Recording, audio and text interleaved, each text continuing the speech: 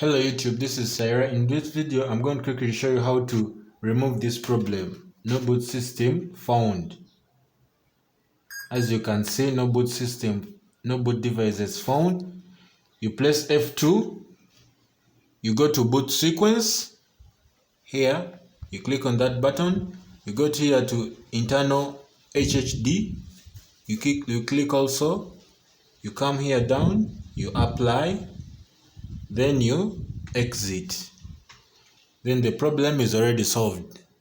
Thanks for watching this video. If this video has helped you, please subscribe on my YouTube channel. Please subscribe. Now the computer is preparing for automatic repair. Loading. You give it some time to load. After loading, now the problem is solved.